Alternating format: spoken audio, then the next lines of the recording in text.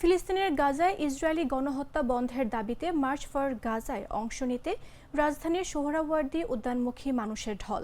সোহরাওয়ার্দী উদ্যানের আশপাশ এলাকা শাহবাগ থেকে টিএসসি সহ ঢাকা বিশ্ববিদ্যালয়ের পুরো এলাকায় অবস্থান নিয়েছেন ধর্মপ্রাণ মুসল্লিরা। বিস্তারিত জানাবেন সহকর্মী ইসমাইল সিরাজি। দর্শক, আমরা এই মুহূর্তে রয়েছি ঢাকা বিশ্ববিদ্যালয়ের টিএসসি এলাকায়। আপনারা জানেন যে আজ কিন্তু মার্চ ফর গাজা সেই কর্মসূচি কিন্তু অনুষ্ঠিত হচ্ছে। রাজধানীর সোহরাওয়ার্দী যে মাঠ রয়েছে সেখানে কিন্তু এই রাজধানী ঢাকার বিভিন্ন প্রান্ত এবং দেশের বিভিন্ন স্থান থেকে কিন্তু মুসলিম জনতা তারা কিন্তু এসেছেন এই ফিলিস্তিনের সমর্থনে। আমরা দেখেছি যে গতকাল রাত থেকে কিন্তু সোহরাওয়ার্দীর যে মূল মঞ্চ সেখানে কিন্তু একটি মঞ্চ স্থাপন করা হয়েছে। সেই মঞ্চে কিন্তু রাতভর সেই কর্মযজ্ঞ অনুষ্ঠিত হয় এবং সকালবেলা কিন্তু সেই মঞ্চটি পুরোপুরি প্রস্তুত করা হয় আজকে এই কর্মসূচির জন্য।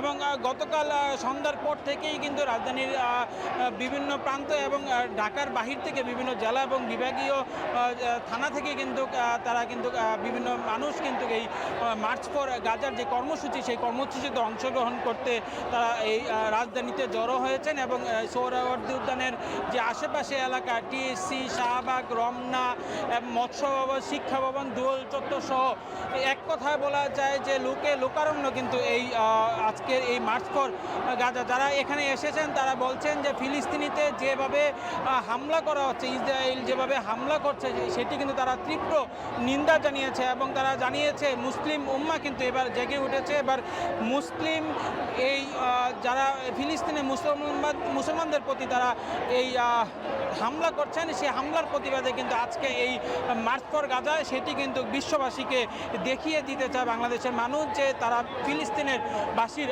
পক্ষে রয়েছেন। দর্শক, আমরা যদি রাজু ভাস্কর্যে দেখি যে আপনারা দেখছেন যে প্রচুর পরিমাণে কিন্তু এই ফিলিস্তিনির পতাকা কিন্তু আমরা দেখতে পাচ্ছি। এছাড়াও আমাদের বাংলাদেশের জাতীয় পতাকা কিন্তু আমরা দেখতে পাচ্ছি। আরেকটি বিষয় জানিয়ে রাখি যে রাজধানীর সোহরাওয়ার্দী উদ্যানে মূল আয়োজন কিন্তু বেলা 3টা থেকে শুরু হয়েছে। তবে এই আয়োজনে কিন্তু বাংলাদেশের বিভিন্ন বড় আলেম এবং বিভিন্ন রাজনীতিবিদ তারা কিন্তু এই মার্চ ফর গাজায় এই কর্মসূচি তারা অংশগ্রহণ করবেন। দর্শক, এই ছিল রাজধানী টিএসসি থেকে সর্বশেষ চিত্র। আমরা পরবর্তীতে আবারও যুক্ত হব নতুন কোনো স্থান থেকে। ততক্ষণ পর্যন্ত আমাদের সঙ্গে থাকবেন। ধন্যবাদ সবাইকে।